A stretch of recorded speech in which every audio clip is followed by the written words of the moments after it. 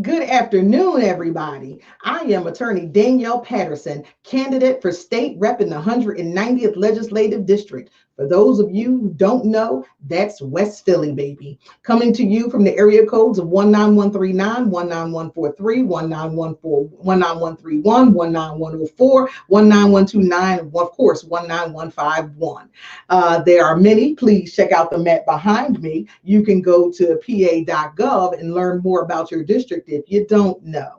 Today, I'm going to be joined by David Foster of Integrity Realty in just a minute. And we've got an interesting one for you today because there's a lot going down and it's going down in West Philadelphia. They're looking to start a national trend and it's going to be unique. Hey, Dave. Hey, Danielle, how are you? I am great. So thank you so much for joining us today because we've got some controversy boiling out there in West Philadelphia. Yes, we do. The rent revolt is what I hear they are calling it. Well, what is the rent revolt? I've been reading a lot, and from my understanding, it's a bunch of renters who feel as though they shouldn't have to pay rent during the coronavirus crisis. Okay, so let's expand on that a little bit because there's a whole bunch of tiers to this. It's not just they kind of just woke up and decided that it's the coronavirus and we're not going to pay rent. So what's kind of the basics for that? I feel as though, for me reading, a lot of people are unemployed. We understand that. Whether you want to file for unemployment, look for another job, and they feel as though rent should be forgiven. Okay. So is this now, of course, because I've been reading too, and I'm not a real estate attorney, and y'all know when I don't know, I like to bring the experts in for that reason. I only deal in real estate at the bare minimums, but of course there are things that I truly understand.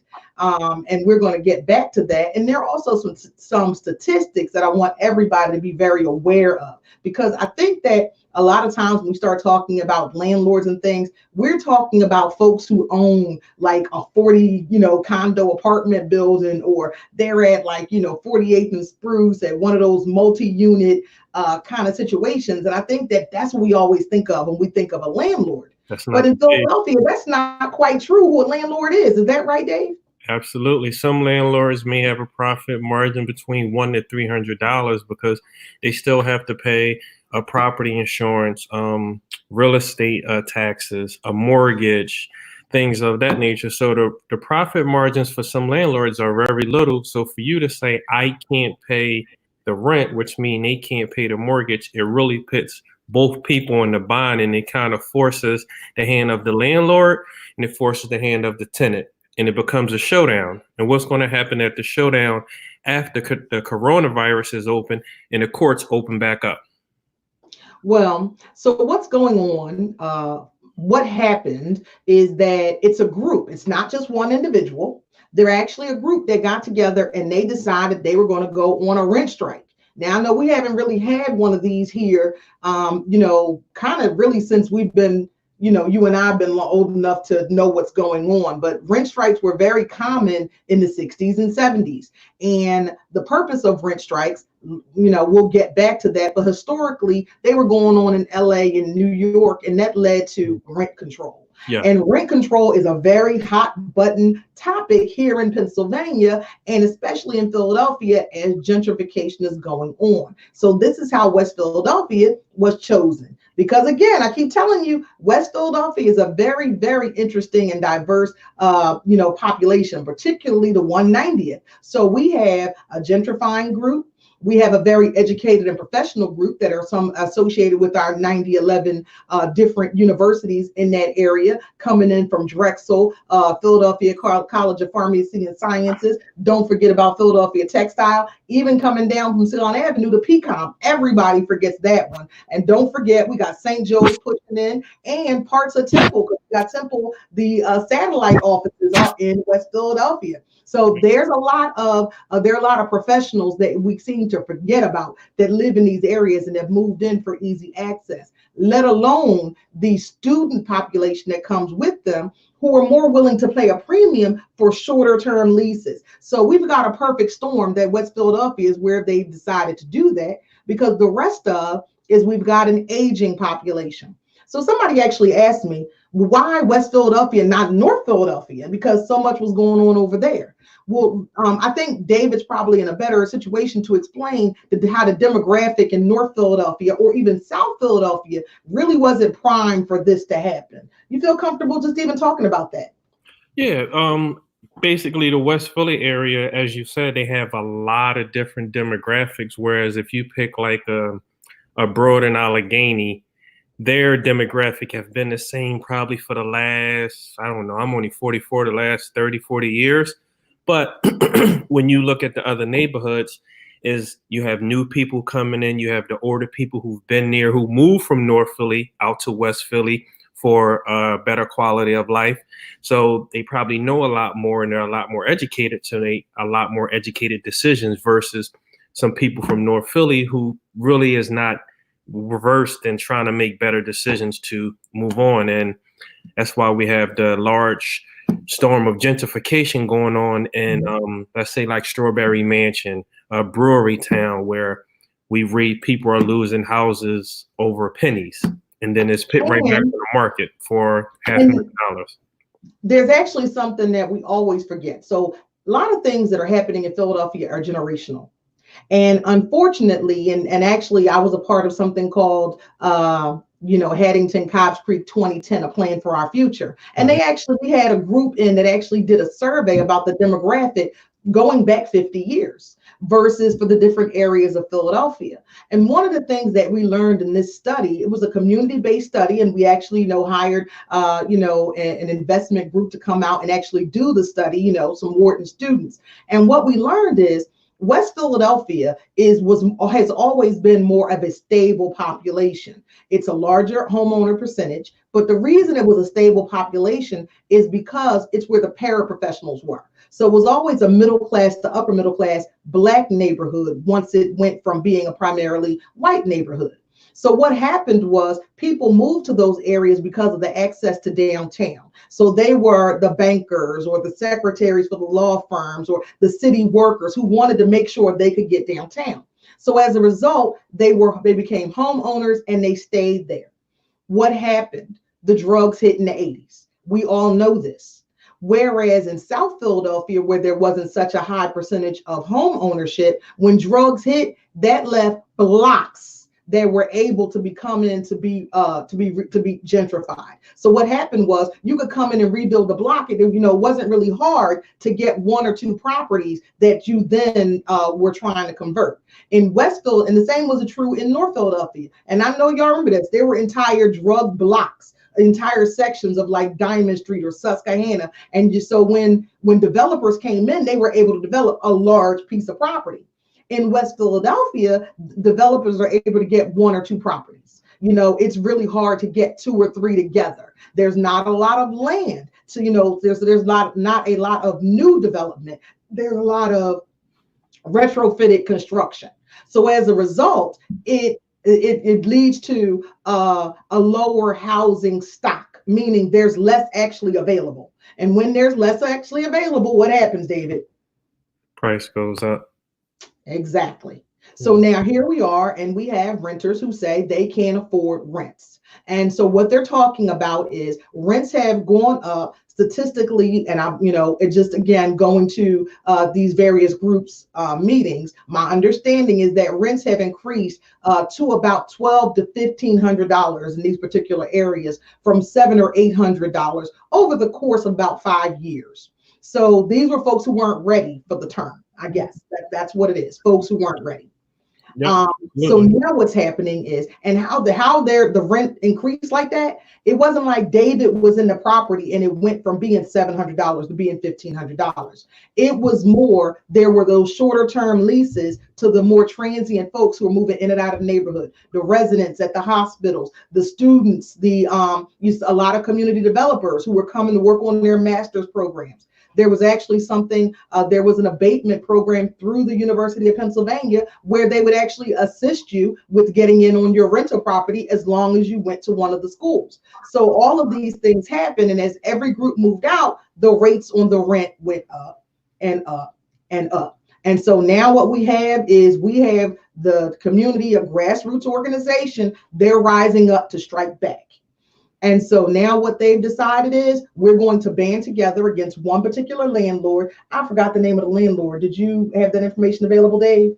No, I don't. There's 11 properties, 11 units, and one particular landlord, and they have banded together and decided they're going to go on a rent strike. Now, what the folks need to know is this was not David didn't have any money to pay his rent this month, and Danielle didn't have any money to pay her rent this month. This was actually orchestrated attack, and it had been in the works for some time. Yep. So yeah, this was not they all of a sudden they were in a crisis, and not saying they're not in crisis. I'm actually making no judgment at all. I just want folks to know what's going on, what you can do about it, how it will possibly impact you, and also to understand how it's going to impact them in the long run. So that's what we're going to kind of talk about. And then we're going to get back because David brought up something that he's doing. And I thought this was fascinating. He's doing drive-through settlement, y'all. So if you want to buy a house, like you can drive through like McDonald's, we're doing it so fast. So, we're definitely in the new age of, virtual reality over here. So now what's going on with this? So one of the things that has come back to me in a question is that people said to me, hey, well, you're not paying your mortgage. Why should I have to pay the rent? David? Yeah, but the big difference is, okay, so I get the same question. Why do people with mortgages get a 3-month deferment forbearance? Okay, that's one thing. Number one, they purchased the house. They're homeowners, you're a renter. So is the problem is the rent revolt. And I always like try to give people solutions. So number one, I always say is communicate with your landlord. Don't just stick your head in the ground. Don't answer his phones. Don't answer his texts. Communicate. Hey, I know, Mr. Property manager or owner, my rent is $1,000. I have $300 towards my rent. That's all I have. Can we make a deal? Can we work something out? The worst thing you can do is don't communicate. Just like I tell the same people with mortgages. If you don't have the money for your mortgage, call a mortgage company, make a deal. Second thing is, they may reach out to you, answer their call because maybe they have a solution. I'll give you an honest situation. I spoke to a property manager today, and the property manager spoke to the owner of a property. The owner said, hey, listen, I know this person rent is $1,250 a month. If they can pay me $850, I'll waive the rest of the money for the rent for this month, and we can move on. Communication is the best thing possible in this situation. Joining a rent revolt, I don't think is right because everyone has to pay for a place to live. No one is living for free unless you go to jail, and it's still not for free. No, because you definitely pay with your freedom. Absolutely. So the idea here is that with the rent strike is that if we band together and we all don't pay, you will see, landlord, how important we your renters are that you treat us fairly. Now, this has worked in the past. Remember, I just said it, very common in New York in the 70s and 60s. But there was a difference. It was a revolt against slumlords at that time. There was not just my rent is too high. It was we had folks who had just bought property and were putting folks in. The properties weren't safe. They didn't have hot running, water. That different appliances and things didn't work. Something that we call, see, I told you I do know things. The implied warranty of habitability. See, I know some things was being breached. And that's what those lawsuits were based on. They were not based on, hey, I think rent is too high. So it's really, really a difficult source because We do live in a city where affordable housing is an issue. And it's what's happened is some of the reason that housing is unaffordable is because of our low housing stock. That's the problem. So as our city becomes more and more desirable for people to live in the city, and the reason it's desirable is public transportation, access to the arts, access to restaurants, access to center city, access to the colleges. That's what people want. Don't forget, what are the three different and most important rules of real estate, David? Location, location, location. So all the time I hear folks tell me I would never want to live in a city. Apparently somebody wants to because they're paying Everybody wants to. to live in 1,200 square feet. Yeah, yeah. And one of the things I always tell the renters is the other face of the coin. You don't pay rent. You join a rent revolt. A few things are going to happen to you that's going to affect you way past this. Number one, they may file for eviction. A lien is going to go on your credit. You're going to be in small claims court. There's a whole bunch of stuff that is going to linger behind way past this. I want to revolt and I can't find a place to live because every time you go apply for an apartment, it pops up. Your last landlord you didn't pay. So what are you going to do? In the end, who really wins? Well, we've got another problem, and this comes to me as well. And David Lipscomb, we're going to get to you. I see your two questions. They're pretty interesting, and we have answers for you. I just want you to know that we see it. And Robert Edwards, yes, we're going to tell you if you can get $1 house. Okay. Okay. Oh, yes. Actually, absolutely, Kamari. That is correct. The tax abatements have helped prove the attractiveness of Philadelphia. But we're nearing the end of the tax abatement period, aren't we? Or is that just we're not the end of it, but they made a few different changes about the tax abatement. Okay, because I'm like, I thought we weren't doing that anymore, and people were just riding out what they already had. Okay, well, that's good information. Is this so? The other thing is, so if you are participating in the rent strike, okay, now there's some advice here. Make sure that you have in your savings the rent that you should have paid. And the reason for that is because people are saying to me, well, it doesn't matter because there are no evictions. Okay, so please let me explain. Yes, please. Your rent is not forgiven. It is merely suspended. As somebody explained to me, we're neither in a recession or a depression. We are in a suspension of work. So it's kind of the same thing. We're in the suspension of court. Court's going to start again. And when court starts again, you will get evicted. That's what's going to happen. The other thing is, then somebody said, well, do you know how long it takes to get evicted in Philadelphia? And I said, well, it does. It can take a while to get through the court system. But I actually saw David had a response to that when I saw somebody else. Yeah, I mean, it's going to take a while, but this is the thing.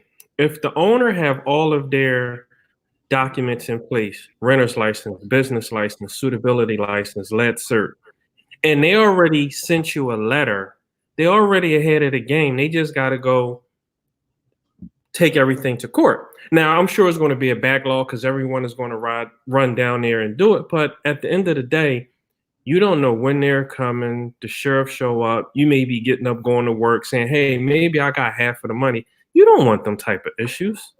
You don't want them issues at all. The other thing you don't want is this, just frankly.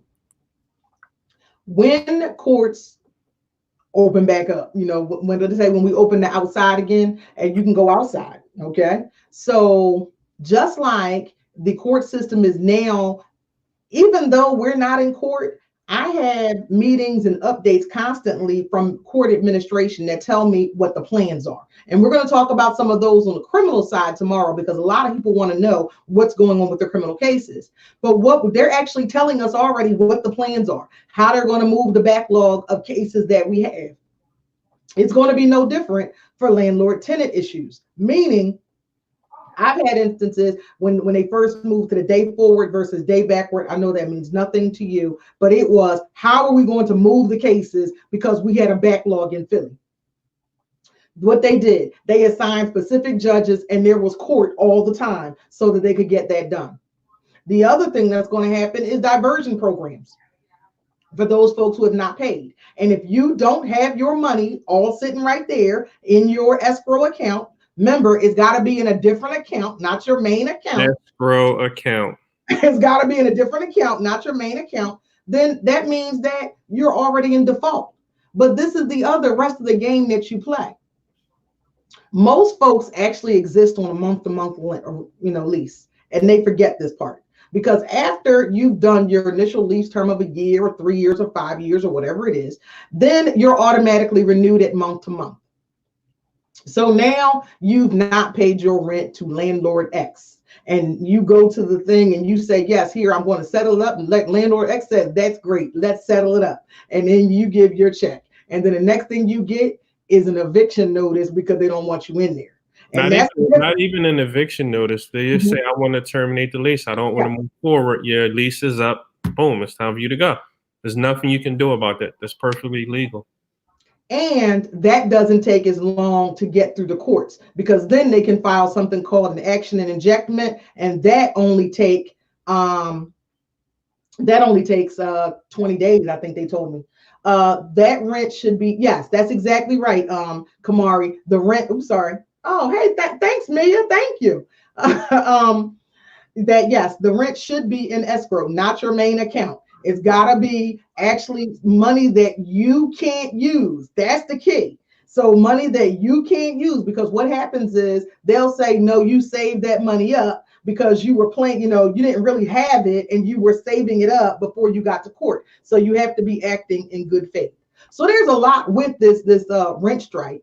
And will it, result in rent control? I don't know. All I can say is let's wait and see, because it's going down out there in West Philadelphia. But I also want you guys to know that it's not just West Philadelphia. Apparently, this is a part of a national movement. So they've got folks in Chicago who are doing the same. It's kind of like a test program. In San Francisco, who are doing the same thing all at the same time. They coordinated these efforts during part of COVID-19. Now, I'm going to tell you which one I'm going to get on board with. I'm going to get on board with the student loan strike, because they have one. I don't know if y'all, there's a student loan strike talking to all those folks like me that owe the government all the money in the world. Everybody get a stimulus package but me. I just want you to know that I'm here for the student loan strike. And I think that all professionals and all the people who didn't get them degrees and owe the money should get together and have the student loan strike. And then we can see whether or not we're going to finally get these loans forgiven. Because I'm going to tell you, I owe more than when I got started, and I've never not paid. So that's a problem too, So, there's that too. I don't know. But now we have some questions sitting out there for you. So first of all, David Lipscomb, this is Fabulous Social Media Studios, which is in my back bedroom. So that's where I am, in the back bedroom. So, you can come and ring the bell, but I'm not going to let you in because coronavirus. Now, so just in case you were looking for me, that's one. But is the mortgage forgiven? That was actually a question that he had. So I'm scrolling back up. I see. That's a great question. The mortgage is not forgiven. Go over something real quick. Number one, if you contact, looking for it. Here you go. Okay. If you contact your mortgage company, 9 times out of 10, they're going to give you probably a 90-day forbearance. That's 3 months. So let's say if your mortgage was $1,000, that's $3,000 that you have to pay at the end of the 90 days. But not only that, there's another $1,000 because you have to pay the current month. So that's $4,000. So what I'm telling people is, when you get stuff in writing, please understand what you're signing off to, because once the 90 days is up, you have to pay the $3,000 plus the current month, which makes it $4,000. So I recommend you call back and say, hey, can we work out a deal where can I put the 3 months on the back end? And once the 3 months is up, you have 1 month to pay, which is $4,000, and you back on track. Make sure you communicate and get everything in writing and understand what they're doing. So the other is that is very dependent upon who your lender is. Yeah. So it's very dependent. So example, there are some servicing companies, not lenders, servicing companies that are giving you the balloon at the end of the 90 days. And also it depends on how far you are into your mortgage. So like example, I have clients that will be done with their mortgage in 2 years. Nobody cares if you put 3 months, 6 months, 12 months on the back of that, because at this point you're paying principal. So as a result, they're not earning anything holding your mortgage at this point. So they're more apt to put it at the back end, meaning just to increase the amount of time you have to pay. But if you're talking about, I'm only 18 months into my mortgage and I'm mostly paying principal, like them student loans, then what happens is they're giving you balloon payments at the end because they're trying to front load. Mortgages are front loaded so that you are paying them for the privilege of using their money in the beginning. So you need to understand that. So, but no, the mortgages are not forgiven. They are the same thing as I said before. They are merely being suspended for a period of time. And the other reason that people are saying they're suspended is, again, there's no court going on. So as a result, the mortgage companies can't move on your defaults either. As a part of the CARES Act, as a matter of fact, the CARES Act specifically says that there will be no mortgage foreclosure. So that's not just a Philadelphia or Pennsylvania thing. That is a national thing. No mortgage foreclosures. But the CARES Act is only, as it stands, extended for a period of 60 days. And there's still an argument about when the 60 days started and when the 60 days ended as of today. Again, the reason we come to you every day with some new stuff on the CARES Act is because literally this thing, the interpretations have changed on this thing every single day. Now, Robert Edwards thinks he's gonna buy a dollar house right now. So, like, I remember these dollar houses when people were buying them, but I hadn't heard about a dollar house in Philadelphia in 15 years. Now, you can go to Baltimore and get you one, but you got to move to Baltimore. No, there's no such thing as a dollar house. Most of the Philadelphia land is either auctioned off for fair market value or things like that. There's no more dollar houses at all. And Dakota, thank you so much. Yes, we're trying to keep it relevant and current. So every time we hear about something new that's going on, we make sure that we reach out to the people, because if we don't tell them, we're really learning that there's too much information. They just don't know, and we don't know what applies to us. So we're really trying. Absolutely. Oh, I'm sorry, Shauna. Every day. What was the question? Oh, yes, I got you. Yes. And the rules change every single day. I mean, we've gone from it was a $12,000 advance with idle to $1,000 per employee that you got. I mean, that doesn't look like $10,000. That was like, wow, like that's not even as good as a stimulus package. That wasn't looking so good. That wasn't looking so good. Yes, and Kamari, one of the problems with trying to find the vacant lots is this thing that we call, I don't know, councilmatic privilege. And so there's lots of lawsuits about it because there's a whole thing about who actually can buy them, who actually can control them, and what actually gets built on them. And that's if you can figure out which of the 99 different or city organizations own them. So there have been properties, especially when nonprofits been trying to buy, and we find out that it's owned by the RDA or then it's owned by lists. Some of them been owned by the DRPA because they were sold as a part of a deal. So there's first you got to figure out who owns it. Then you got to figure out who controls it. Then you got to figure out whether or not you need to go into session, which is not occurring. There are no council sessions to be able to purchase the properties. Hey, Danielle, you're the property at 60th and Haverford that's on the corner there. That's in your district, correct? Yes, it is. Funny story about that. The owner reached out to me to sell the property. And after I did my due diligence on the property, I saw that it was owned by the land bank or yes, the Philly Land Bank. And I'm sorry, with the corner of 60th and Haverford. So no, at Haverford Avenue, that's not me. That's actually Morgan Cephas. But okay, go ahead. So I'm talking to the owner and I'm like, from my due diligence, it showed that you do not own this property. And this guy was very, very adamant that it was his property. So that's that multi-unit, like it's a huge three-story. No, is it not that one? The one across the street is a huge 3-story building. From my understanding, it was supposed to be the first black bank in Philadelphia. It actually still has the vault inside of it. Mm-hmm. So he was real adamant that he owned the property. He wanted to sell it. So we did the title search. Everything came back, and the title company's like, Dave, I don't know. So my time in this business, I've never saw this. I contacted the city. Attorneys reached out to me and was like, he can't buy this property, but he had some type of paperwork where they actually reverted the property back to him so I can convey it to the new buyer. And it was owned by the city and it was in the land bank. Yes. Amazing. I've heard of this before. Only because, again, I represent some nonprofits who try to buy various properties in various sections of the city of Philadelphia, and it's very mysterious who owns them. So Yes, it happens that was very interesting transaction there. Yes, yes, it was. But speaking of weird transactions, tell me how we're gonna do this drive-through mortgage foreclosure. I mean, no, sorry, mortgage settlement. I'm gonna go buy 5 houses while we in COVID. I'm gonna just drive through and go get these houses. Tell me about this.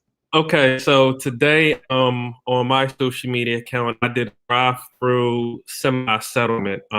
Some people are still buying property virtually. Some people are still selling property virtually with myself. So I have a client that's selling his house tomorrow, and we're doing everything virtually. The title company that the buyer selected had a drive-through tent set up, just like you go to McDonald's. Actually, I drove past McDonald's and I saw the long line. Well, I pulled up. And because I kind of knew we was going to be going to this, I actually had the physical check in my hand. Usually I would just have the money wired from Integrity Real Estate Services over to the title company, but I had to drop the check off. So I drove through, I called them, they came outside with their masks and gloves on. They took my earnest money deposit check to buy the property and went back in. The seller is going to go through the drive-through. He's going to sign his deed. The buyer is going to wire their funds over and electronically sign their settlement sheets. And that's how we did a virtual settlement, which is going to be for tomorrow. I'm just early. Well, if there's any of them that they want to do, because you cut off. So it's 215-779. 2862. David Foster.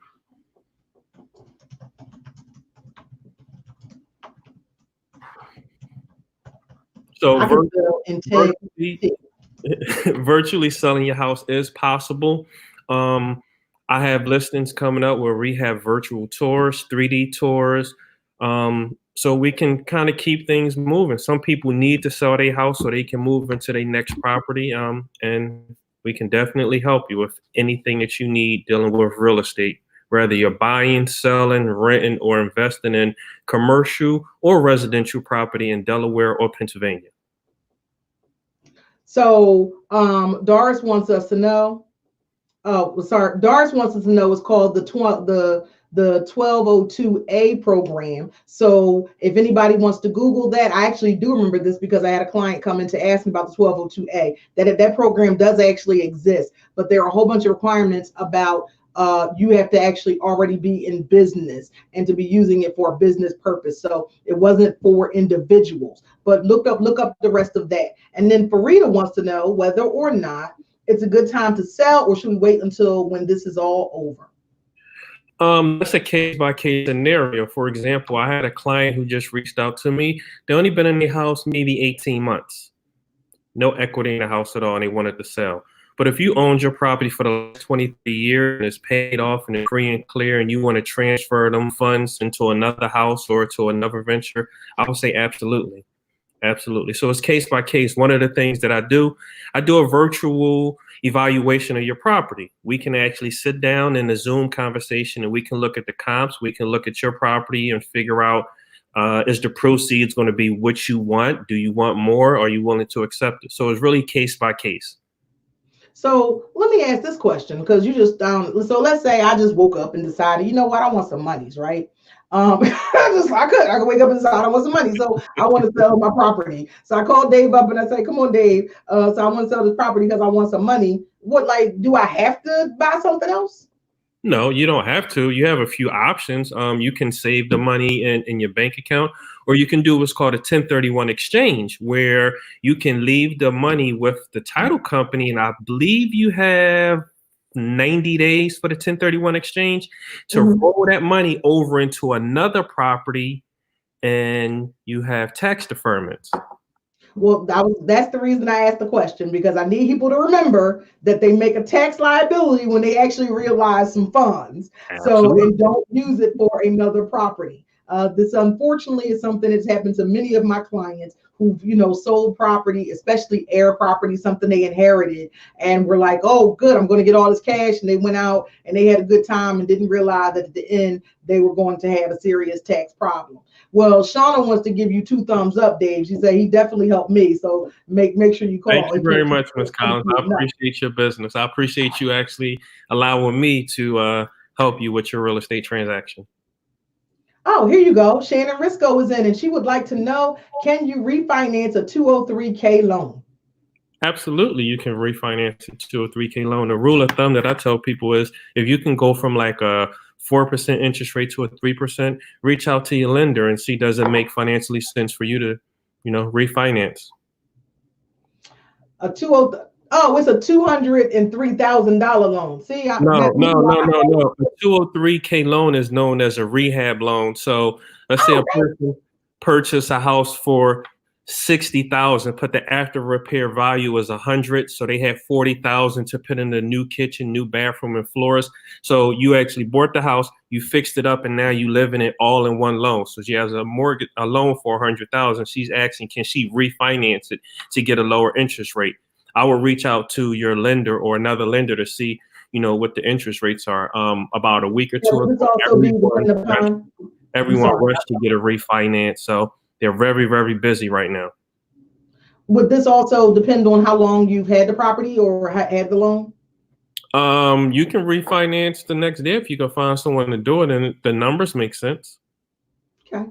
Well, also, just want to tell folks, not only are they really busy, my understanding is that the lower in interest rate, this was, I talked to the mortgage folks. Don't forget, I did talk to them too, that the lower interest rates actually won't go into effect until May 1. So you actually have a little bit of time if you're talking about trying to make sure that you are getting your best bet out of the new the lowered interest rates that were being discussed about 2 weeks ago. So they're not actually being put on the books yet, but they are coming. So if you want to start that process, there's a great thing.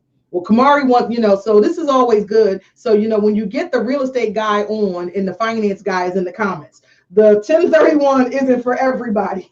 The price needs to make sense. There is this something. D is a cost. Okay. What There's a he's cost to saying is hold this. basically that it's not for everyone. You have to identify a property. There are stipulations. It has to be like a step-up property. A lot of guys do that when they offload and maybe 5 or 6 single families and they want to upgrade to an apartment complex, things of that nature. So there are guidelines that you have to be in. You can't just say, hey, I'm a sell a property and move into another property. I think it has to be more money. You have to specifically deal with a 1031 exchange person when you're dealing with that. I'll help you with the transaction, but you should hire someone to do the tax advising part of it. Well, this was informative, especially for me, because I don't know the ABCs and 1 2 3s. Specifically, that's what you called it. Hashtag ABC. That's right. So when you need, Always be closing. there Always you be go. closing. ABC. See, as I said, so when you want to know these things, you make sure that you ask the experts. It's what I do. And so I am Danyl Patterson, and we're here with Realtor David Foster. If you have any other questions, bring them on forth now, because we're closing at the end of this 40 minutes. I'm going to tell you, the only benefit of COVID-19 is that we've got all these professionals who are willing to donate some time to you on a daily basis. I can get them here for you. But tomorrow we're going to be here with Tariq El Shabazz.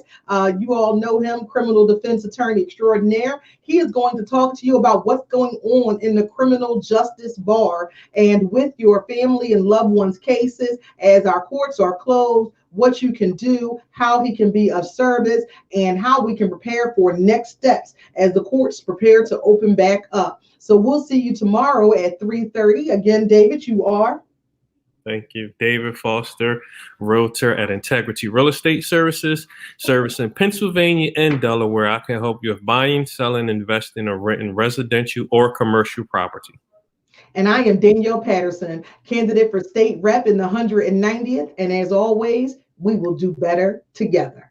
Thank you. Thank you.